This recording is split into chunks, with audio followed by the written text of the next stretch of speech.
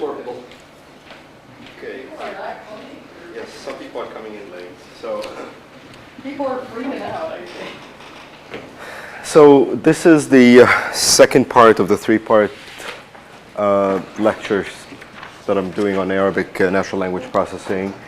And last time we talked about orthography issues, focusing only on the script. And today the goal is to do morphology and syntax. So this is the focus of today. All right, so morphology. It helps to think of Arabic, when you think of morphology, I guess, maybe for any other languages too, to think of two different aspects of the morphology. First of all, is the type of the morphology, which is more of how you do the morphology. What are you actually doing there? And there we can talk about concatenative morphology, where you have basically something you're stringing together. So you have a stem, you have a prefix, and you have a suffix, you have circumfix around it. And then there's another type that is usually thought of when people talk about any of the Semitic languages, which is templatic morphology, where there you talk about a root and a pattern that you're intersecting together. Now this is different type of discussion of morphology than a discussion of the functionality of the morphology, which usually you talk about, well, what are you creating here? So there we talk about derivational versus inflectional. And derivational, in principle, you're creating a new word. Now it depends on the theory that you're using. You could say I'm creating a word from some other word, or I'm creating always from a root and a set of patterns.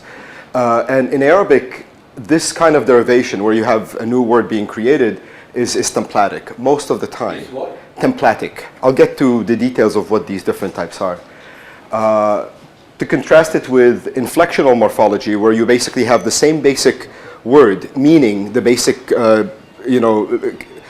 biggest chunk of meaning, so to speak. The basic meaning of the word is the same. However, you're varying other features of it, like its tense, its number, its gender, etc. And in Arabic, this is mostly concatenative, but it could also be templatic. So I'll talk now more in detail about what these different types are. So templatic morphology, you talk about having a concept of a root and a concept of a pattern. So a root in Arabic is going to be a three radical root. Usually there are three, most of them are three radicals, some are four, very few are five. 4 or 5 what? Radicals, which basically In would one word there are 4 or 5 radicals. well, the root itself. But composed. No, it's not a compose. We're not talking about the word level. This is just the root. So the root here is a very abstract concept. So KTB is the concept of something that has to do with writing.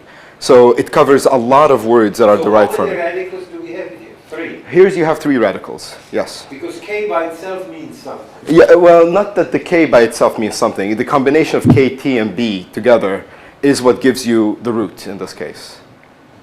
So why do you call the separate thing a radical? Because it combines with other things? It's just the terminology that a root is composed out of a number of radicals. You just refer to K as a radical, T as a radical, and B as a radical. There is... It's the Latin word for root. But is it also because it has an orthographic form? I don't think that's actually the reasoning. I mean, I know there is a theory of root morphology that goes within the structure of the root.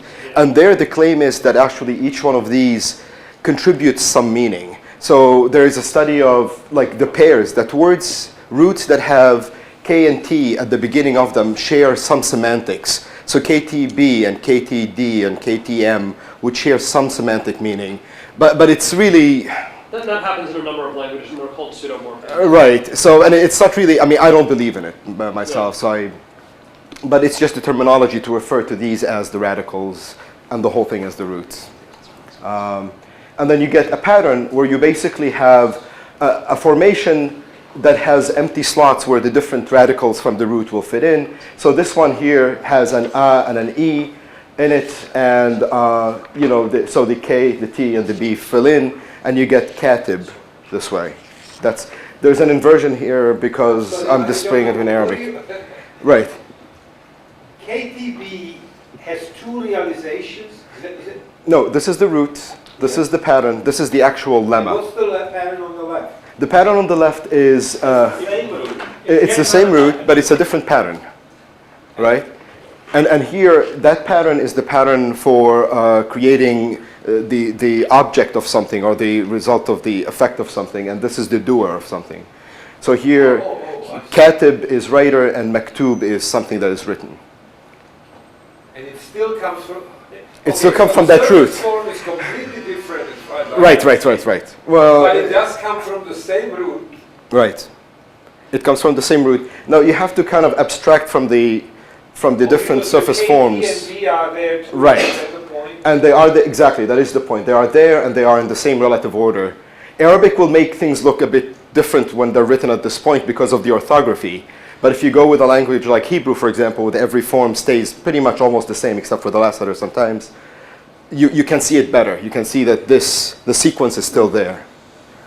Nizar, does the pattern also have semantics like the Right. Is that the pattern that says the doer of whatever it is? Yes. So this is the basic example that's usually used to explain. You have this that has to do with writing.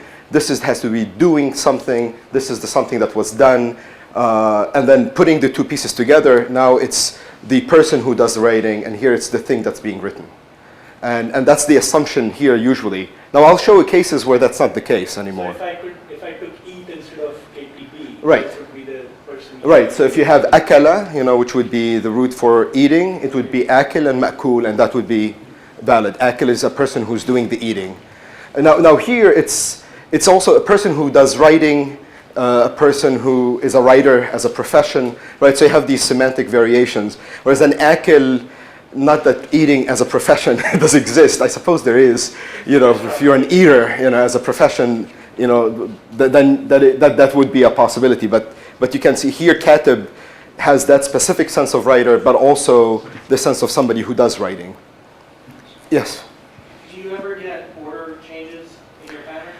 You don't get any order changes from the root. So the pattern will preserve the order changes from the order of the root. It would not modify it. However, sometimes there's doubling that happens. So the middle radical could be doubled in some cases.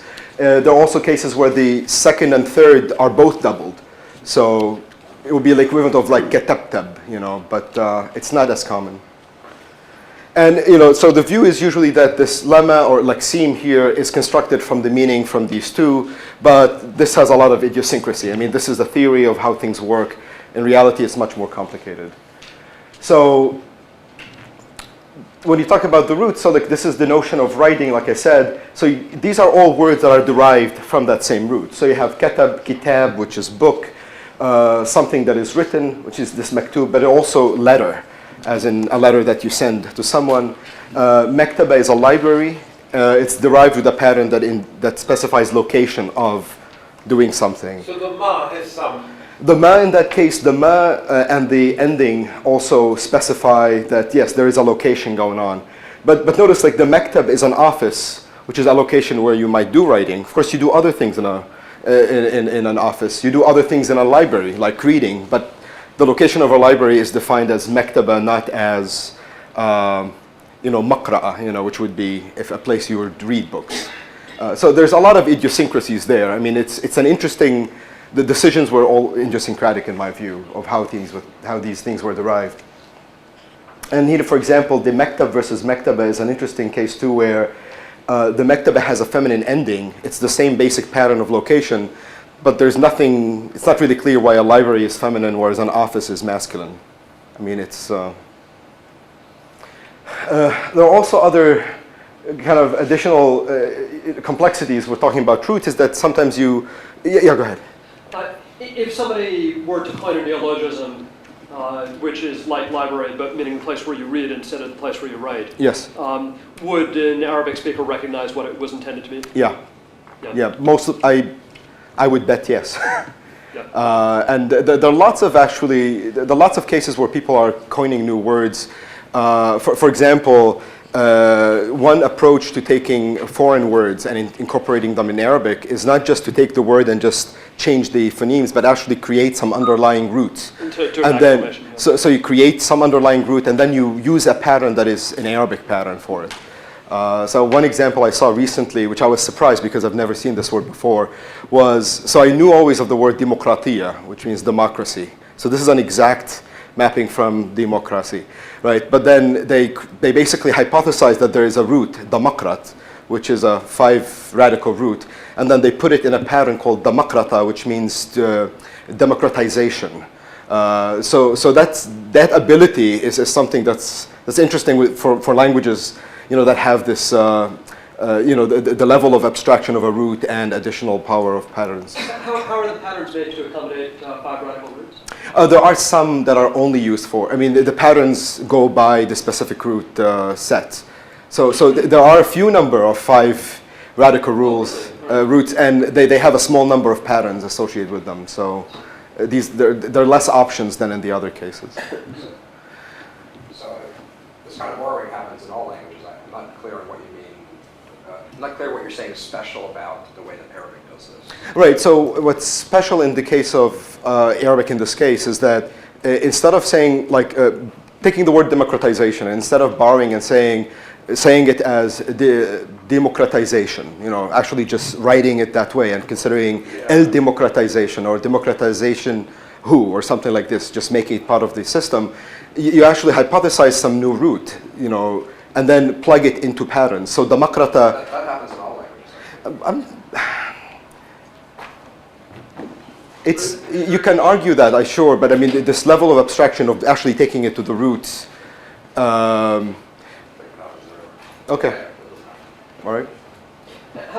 Sorry to keep you. Can you estimate how many templates or patterns or vocalisms there are? I was always under the impression it was like a dozen, but it seems like there must be many more. The patterns I would say it's about 200, 250 patterns. Yeah, okay, thanks. And some of them are bound to certain, some of them are specific to certain subsets of features that they express. But yeah. 250, 200 or 250 would then be divided. Some would apply for 3 radical Right, roots, some right, for 4. Right. Almost all roots are 3 characters. Oh, most of them, yes. Yeah, or occasionally 2. Well, the 2 thing, the case of the 2 is kind of funny because the last one is considered a doubler in that case. Yeah. So, and the way it behaves, it can participate in 3 radical patterns where the last 2 are doubled. So there, the assumption, people think of it as it's just a geminate. So it's, X, A, like A, B, B, basically, would be the form. I think what I meant, Dan, is I agree that borrowing happens, and it happens in interesting ways. Maybe what I wanted to say, not to be as less specific here, is that in Arabic, this borrowing can happen also at the level of the root. It's not just borrowing at a surface level, integrating with the concept of root in Arabic. So if that concept doesn't exist in other places, you won't. I think basically any language that has inflectional morphology is Okay. Except this is more about derivational rather than inflectional. We can talk some more about it. very well. Right. So there's this example here is just to show that there's also this question about when you talk about a root and as being such an abstract level of representation, what exactly is the meaning here? So lahm, LHM has something to do with meat. That's the first concept that comes to mind. And so you get meat, you get butcher is al-ham, a person who does something to do with his business is meat, so to speak. But you also get another notion, which is the notion of battle, or a fierce battle, or an epic of some sort. And you say, well, is it actually about battling, or is it about meat? And, well, maybe after a battle, it's like a butcher shop, there's bodies everywhere. Is that what they're trying to say? But then what is the abstract meaning there? Is this a metaphor, really, or is it something actually underlying it? And this example was originally picked for actually comparative Arabic Hebrew, which it makes even more interesting there because one is more dominant in one way in Arabic, the other one is more dominant in Hebrew, and then... Dominant, you mean it acquires one meaning but in Hebrew and the other meaning? Well, they share some of the meanings. So the basic meaning in Hebrew has to do with bread, not meat, but then the secondary meaning of battle is still there, and the third meaning of soldering, of actually taking 2 things and linking them together, appears in both languages. So there, it's not really, again, clear. Well, there's this metaphor of battle as a place where people run into each other and they're soldered. Somebody pointed out in one of my presentations that solder and soldier might be related in some way. I have no idea. But this creates an interesting question of, what exactly is the meaning of the root here? Do you say that there's actually homonymic roots, that there's actually several different types of roots that are independent, that they share something? It's not clear. Just to point out, this is quite complex. Patterns are also thought of as having some defined meaning that they add. We saw some examples before. This is the set of patterns associated with the verb. There's a kind of 4 more that I'm ignoring here. These are the major 10. And if you work with Arabic morphology, people will refer in the West to these patterns, to these forms as form 1, form 2, form 3 for the basic patterns. So I marked here the 1, 2, 3 tells you the location of the radical from the root, and the different vowels are the vowels that appear. So 1A, 2A, 3 is basically ketab, whereas the doubler in the second form is ketab and katab. Katab is one of those. This third form is interesting. It has to do with interacting with other. Just to give you an example of what kind of meaning is usually added.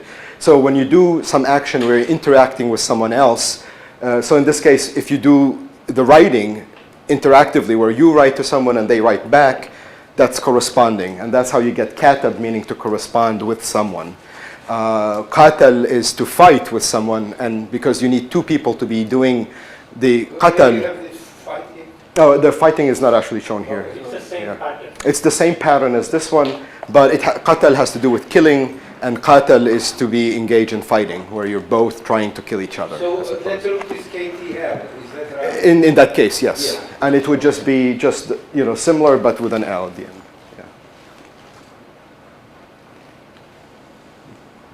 So I've talked so far about derivational morphology, and let's suppose, at some basic level, the root and the pattern together give you this concept of a lemma or a lexeme or a dictionary entry of some sort. Now we're going to talk about the different inflections where you have different features being added. And this is where this is the part that I said earlier, tends to be more concatenative, but can be also templatic to some extent. So here, the features that we think of usually associated with Arabic words would include something like part of speech. So there's different subset. A traditional subset, there's always this question that comes with working with Arabic. Is this a noun or an adjective? And how come sometimes it's inconsistently marked one way or the other? Or how come my dictionary says it's both noun and adjective? Traditional Arabic grammar thinks of these as there's only 3 parts of speech. There's the noun, which is noun, adjective, blah, blah, everything has to do with that. Then there's the verb, and then there's everything else, literally. And it's every particle you can imagine just fits in that third classification. So there's a very coarse classification of Arabic morphology. Computationally, you get something bigger. You get something as complex as the one you'll see in the Arabic tree bank, if you're working with it, that has full specifications of inflections. That big set would be, in principle, could have 22,000 different tags. In practice, it's around 2,000 tags like that appear in the Arabic tree bank. So there's like the reduced set, the B set, which I know some of you are working with, and that's 24 tags only that were made to look similar to the English to some extent. It was inspired by that level of complexity. So for noun, why do we need these tags? Well, for nouns, you have variations. So number, in terms of number, you have singular, dual, plural, a collective, plural. This is like a bunch of things.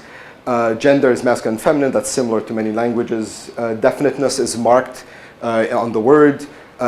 Case, and also you get for the nouns a possessive clitic. Now you could argue that this might be something orthographic, that you always put it together, and that's valid possibly.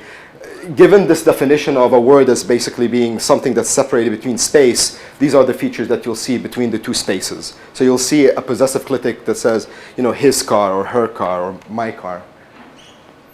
When you say, go back to when you say that there are only 3 parts of speech. Yes.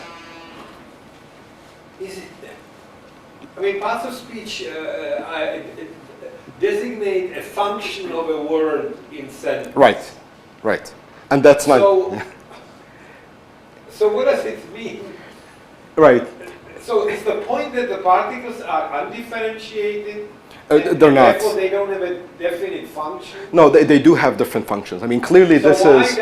So why not say that Right. there are more parts of... No, I mean, so there is actually, I mean, here, because you could have, in principle, a part-of-speech tag set that is really big. So let me put it this way. When you think of English part-of-speech tags, every part-of-speech tag within a set of, like, what, 64 or something around that number, could actually tell you everything about the morphology of the word you're interested in. And maybe even a little bit about its possible functionality too, right?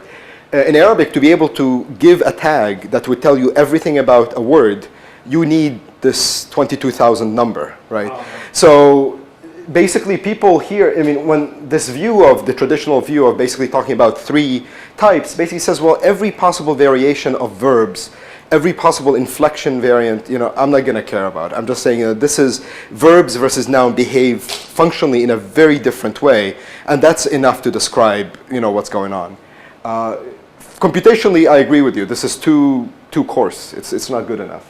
And Arab would recognize The difference between nouns and verbs? no, Right. but would in fact, if you told him these parts of speech that you have their computation on, Right. he would be able to Well, tag a corpus. Well, Or, I mean, with some training, of course. Yes. So here's part of the but reason.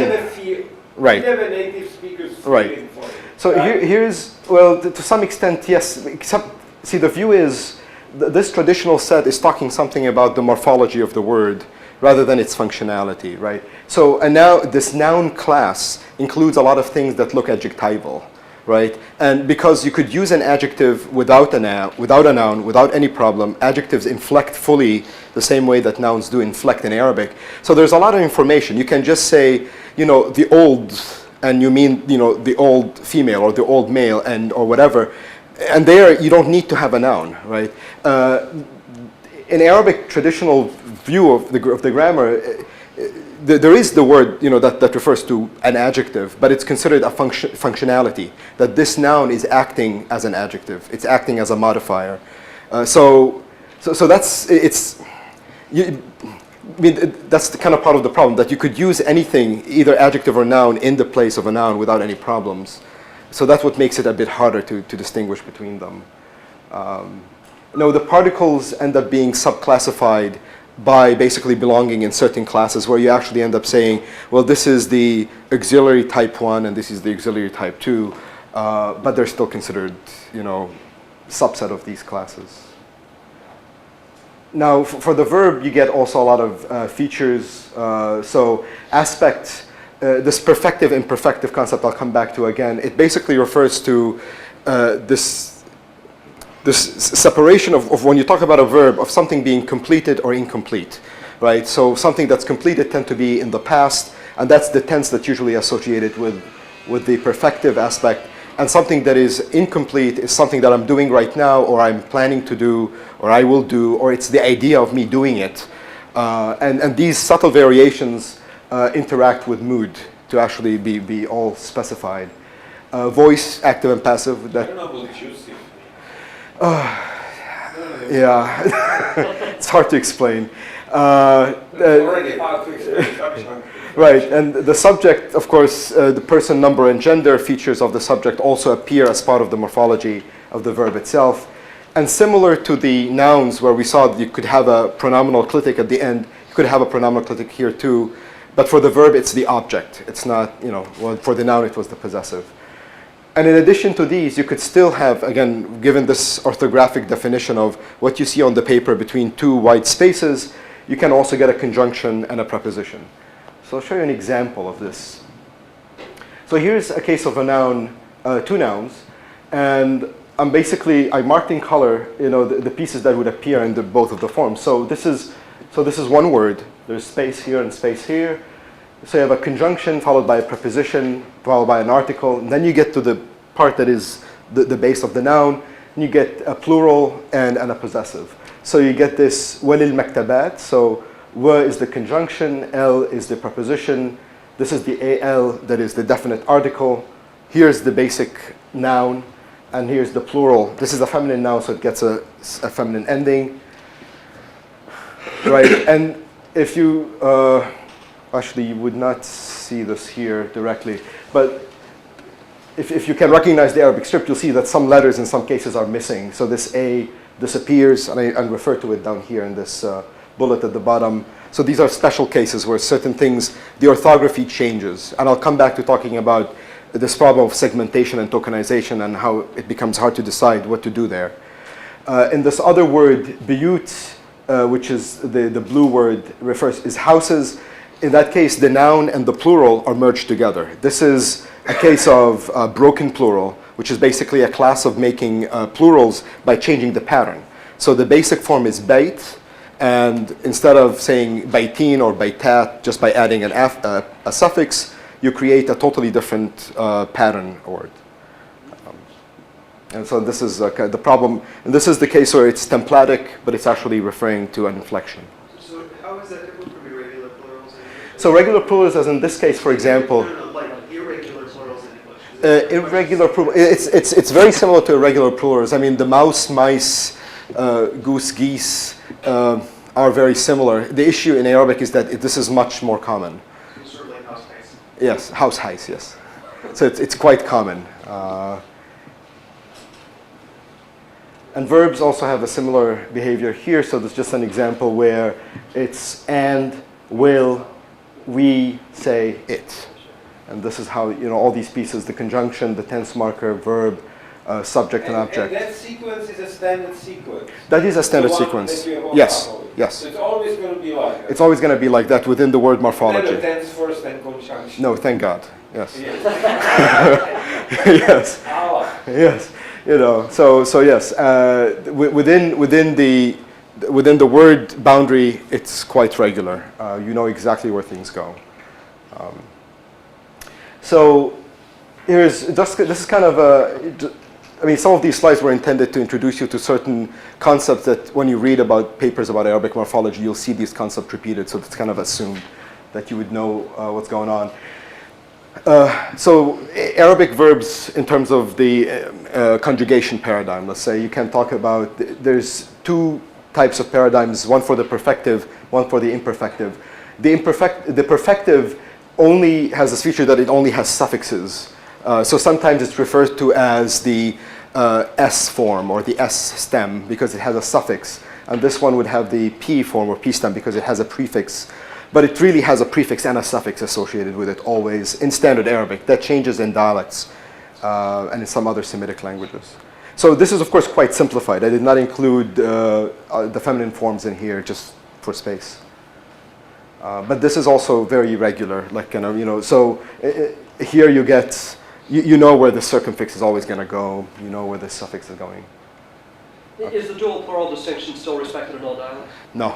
The dual in the verb is gone pretty much. Dual and what? The dual form is gone.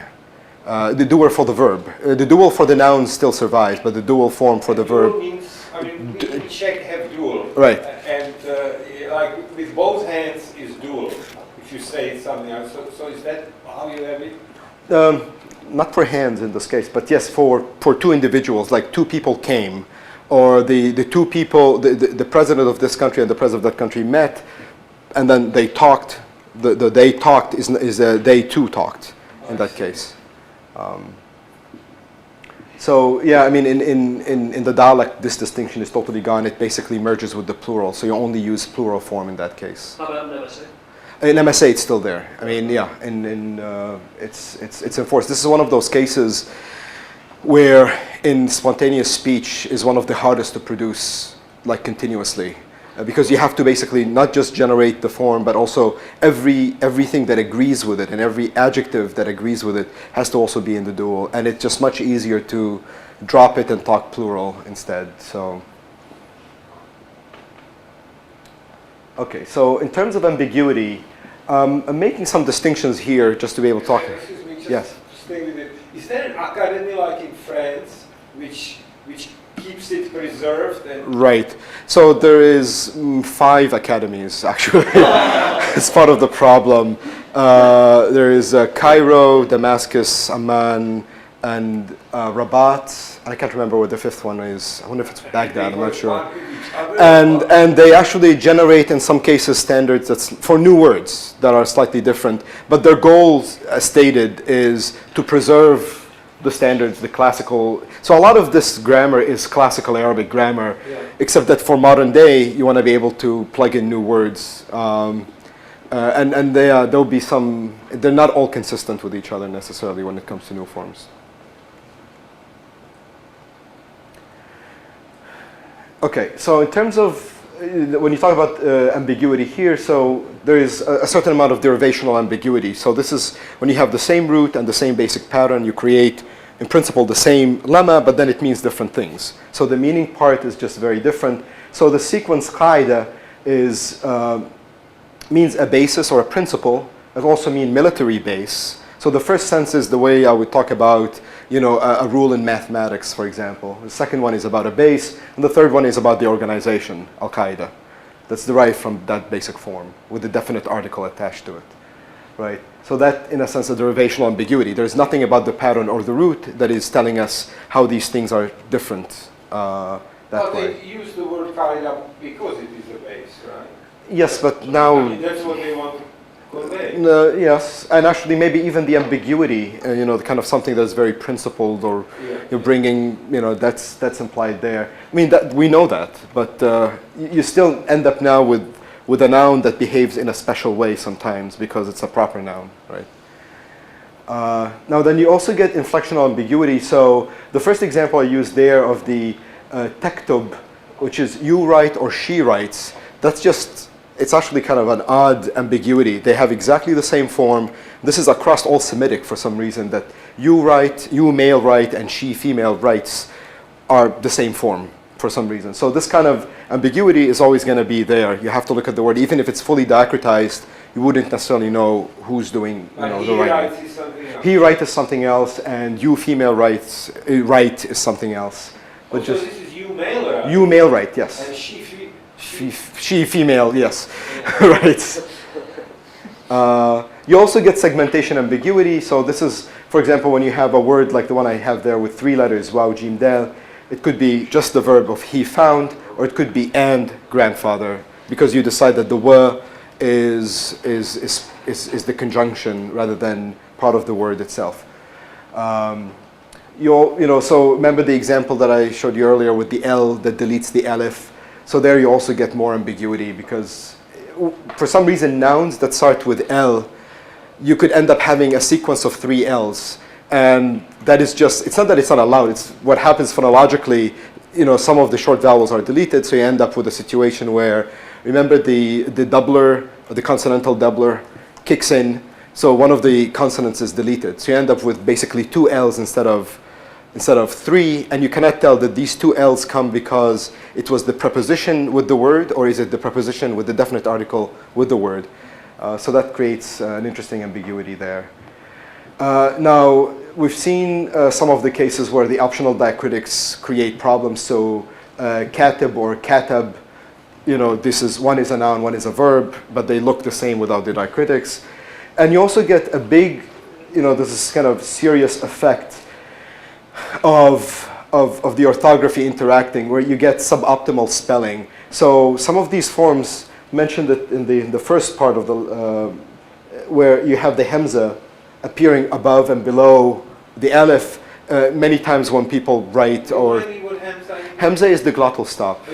Yeah, and it has it has 7 different forms, and these are 2 forms of them that basically often people just don't click the right letter. They click the alif, and it's unambiguous enough that people can read without having any problems.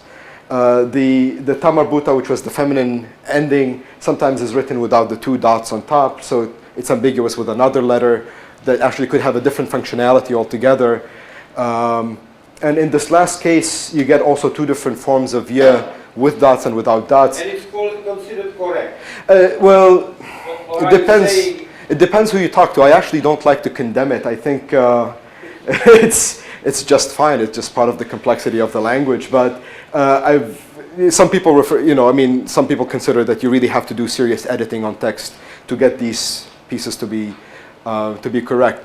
and I have like different people, I think, with different personal styles put their thresholds at different places. So for example, for me, I don't care about this distinction. I'm always serious about the feminine, non-feminine ending. And this one, I also make sure that I put the final dots. But this last point, for example, in Egyptian Arabic, is the standard of putting ya at the end. So you end up spelling y at the end in a different way. It's just standard editing, you know. So and that creates some conflicts. So just to wrap on this. So what people tend to do, for example, in information retrieval or even actually in pre-processing for Arabic statistical MT is they just conflate these forms into just one. So you take the multiple forms of the Hamza and you conflate them into just Aleph, or you take the Tamarbutas and you just conflate it into a final H and you just don't worry about it. So that's an option.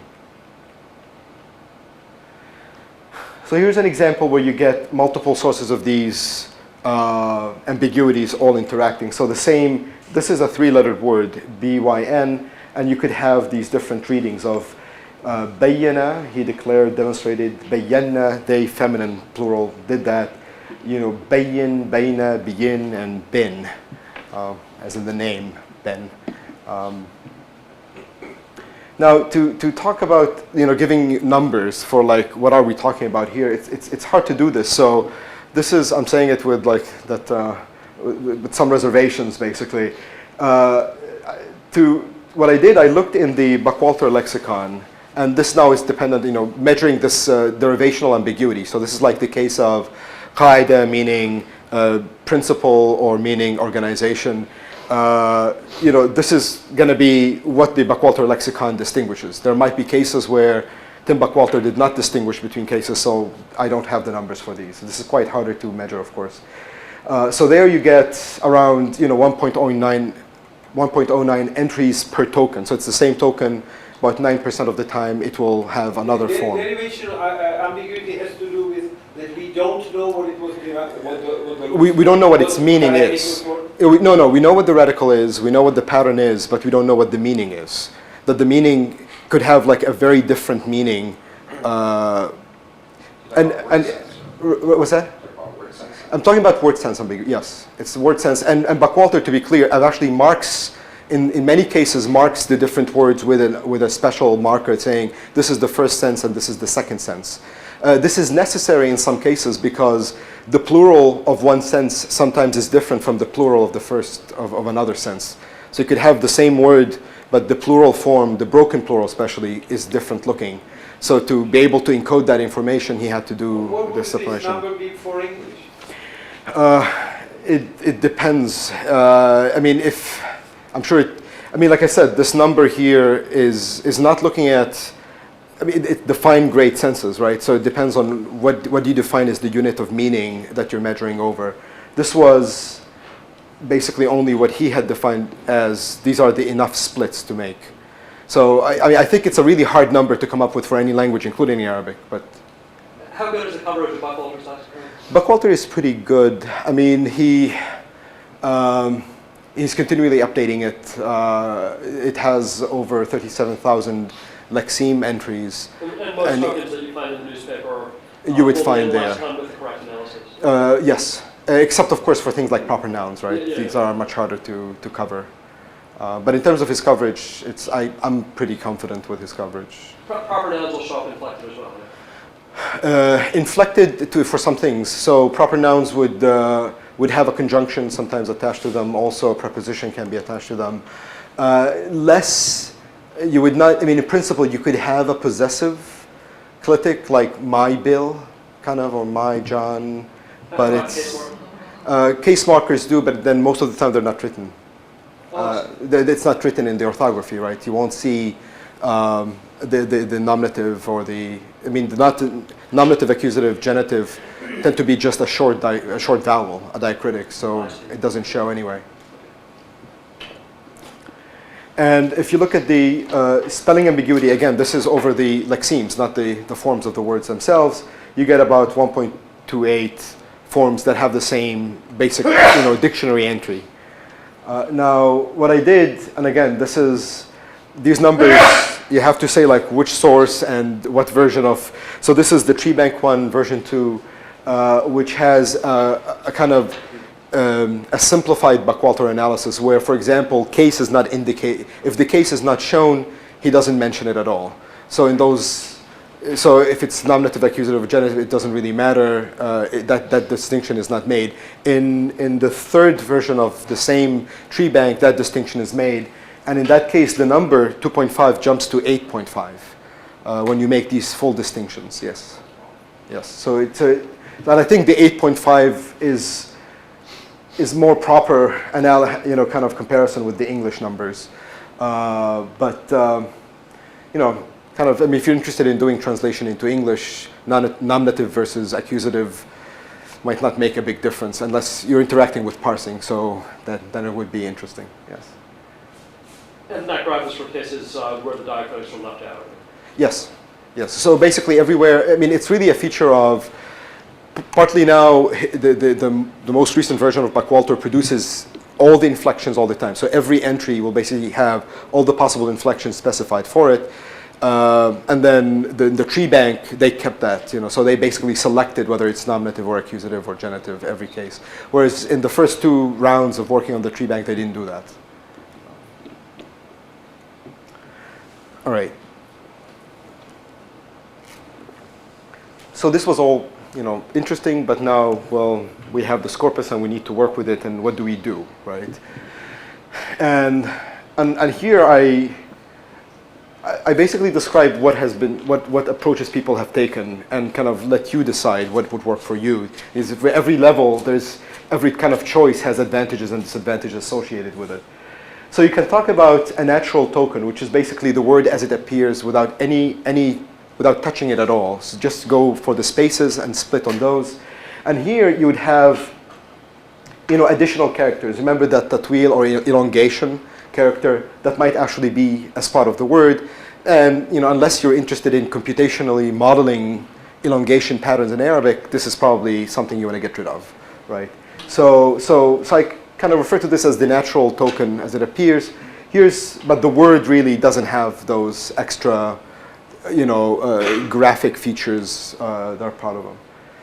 And then you talk about, okay, well, this can be complex, and every word could have many forms. So, how do I deal with sparsity in this case? If I want to do language modeling, that's not good enough. You need something else. And you can choose to segment by doing just a pure segmentation, where you take the sequence and you decide, well, I'm going to learn to put spaces between the different pieces of the words. And there you have this decision of, well, what is it the pieces that you're going to be splitting over? So I've seen papers, for example, that says we're going to split over the morphemes. So every possible morpheme would be basically a separate piece, and now you end up with lots of a word could be broken up to 7 different pieces of tokens in that case. Here I basically said, well, if I only did conjunctions and prepositions, I'm going to separate those because they interact with syntax more heavily than the features on the word, then that might be good enough. But then in this case, you get this other effect of having, the alif that was deleted, or a feminine ending that was taken out when you add something like when you add the plural. And that could create another kind of ambiguity. The masculine form and the feminine form of the stem now would look the same. Do you want to count them as the same? I mean, in some cases that might be fine, but remember that office versus library, they have the same exact stem in that case, and that ambiguity you'll have to suffer basically. The Arabic tree bank tokens, the one that for people who are using the Arabic tree bank, they go with a 4-segment approach where they have conjunctions, preposition, pretty much everything else except for the clitic at the end. So you always have the pronominal clitic separated, the conjunction separated, and the preposition for the noun separated. But everything else is basically considered part of the form. So they reduced the set, but not incredibly too much. And this is enough reduction for doing tree banking. All of the other features will basically be dependent on that word. Whether it's definite or its case is something that is dependent on that word itself that shows in it. So it's not interacting with anything else. So that's the logic why this was enough to do. And in the tree bank, they also recover all the deleted letters. So each one, every word is basically a real word. You could actually pick it up and try to find if it appears anywhere else, and you'll find something that matches. You won't find, malformed words in the tree bank. And that, of course, makes the process of segmenting in preparation to parse with the tree bank a bit harder, because you have to do all that kind of work. So you also find other kind of segmentations that have been done on Arabic, depending on the resources that you use. So, for example, if you want to go and use the Buckwalter dictionary, you say, you have some idea that involves using the Buckwalter dictionary together with whatever you're doing. Well, there, again, beware. Buckwalter breaks things into 3 regions. There's a prefix region, a stem, and a suffix region. And his decision where to break is different from the tree bank's decision where to break. So the tree bank decision where to break actually kind of is partially in the suffix and partially in the prefix, but the stem can have stuff from both sides still. So it's much more complicated.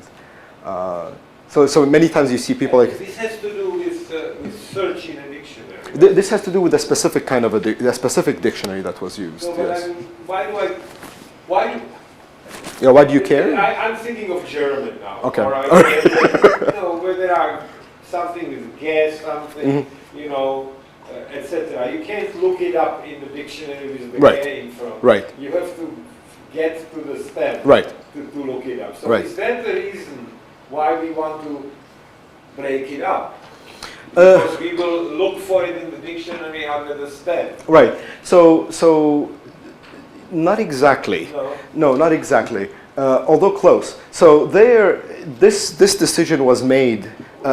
This decision to split in this way. Why is he breaking it up in the first place? Right. He's breaking it in the first place because he wants to, instead of for every, he wants to basically, he's defining a finite state machine, really, where there's a bunch of prefix transitions, stem transitions, and suffix transitions. And he's basically saying, all of these stems will take this same kind of possible prefixes and this kind of suffixes, and that's what he's doing. The breakup is basically to minimize the size of the prefix dictionary, suffix dictionary, and stem. That's the only reason for why it was done. I'm just saying it But because... I suppose I find the finite state machine according to the stem. You could. Did I find it in his list? Right. It's got to be ordered in some way, right? Yes, in some ways, yes. I mean, there are... It's much more complicated because the stem, for example, in this case, Yes. if it was a dictionary entry, it would have the feminine ending attached to it, which it doesn't in this case, right? So I'm just saying that, these are the resources that are available, and, we're all trying to come up with solutions for certain things. So if you think, I can use a list of Arabic words, just kind of beware that that list might actually be segmented in a way inconsistent with what you're trying to do, and that could be where you lose. I mean, that's all I'm trying to say. Other approaches, also that have been done, basically take to deeper levels, of talking about a dictionary entry plus features, going to the root, and then you even get root versus pattern versus vocalism. So they take the vowels out of the pattern and say that the vowels actually have a meaning independent of the pattern. And this is true for verbs, but it's not true for nouns. So, again, depending on whose system you're using, just kind of be aware, like what level of what kind of information they're giving. And of course, another thing kind of has to be said.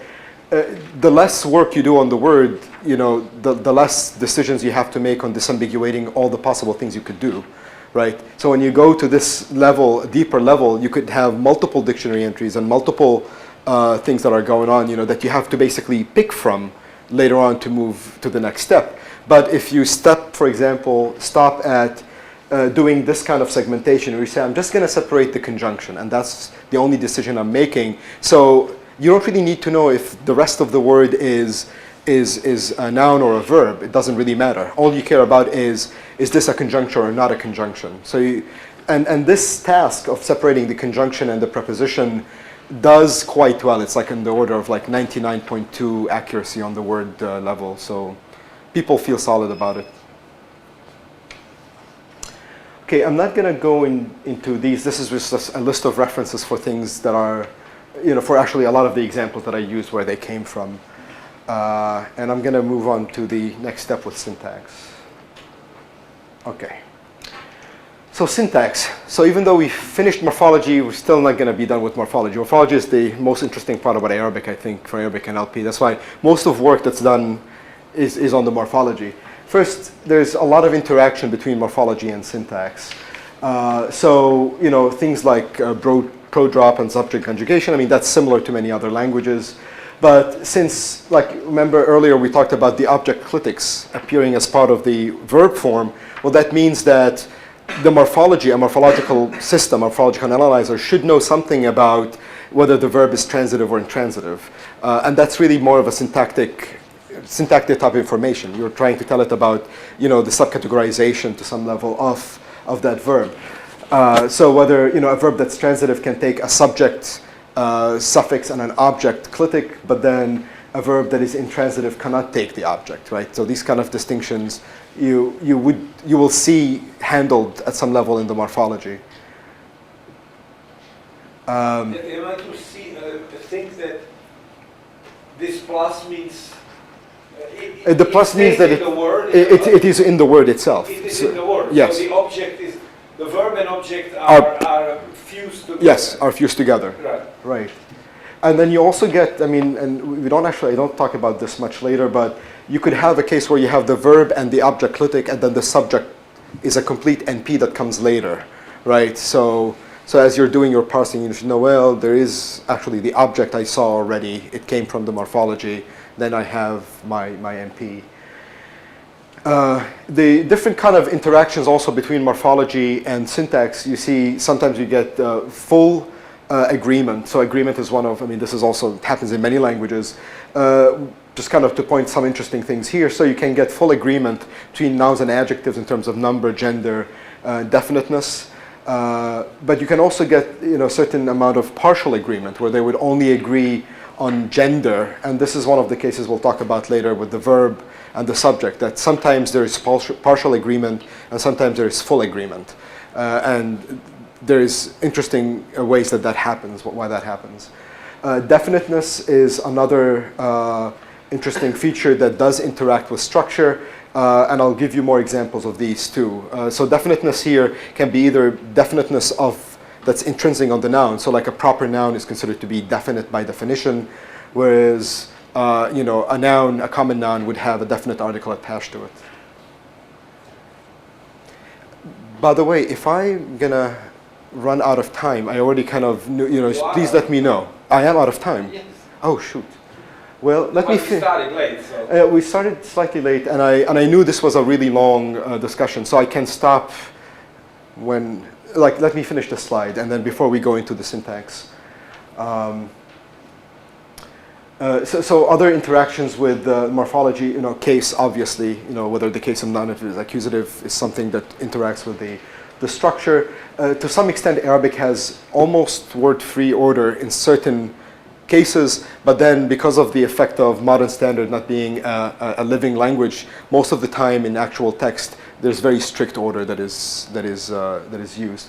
You'll see the freeness appearing in poetry, for example, even in modern poetry. And also this problem with the short vowels marking case, and they're not there a lot of the time, that creates problems. This I've already mentioned. Also another interaction where, depending on where you break the preposition, so in this case the preposition is really is crossing a bracket in that case, so you have to break it or separate it before you can do any parsing. Okay. So this is just saying that same point. So next time we'll continue with the syntax and we'll go to the MT issues and the dialects. Thank you. Sorry for taking time.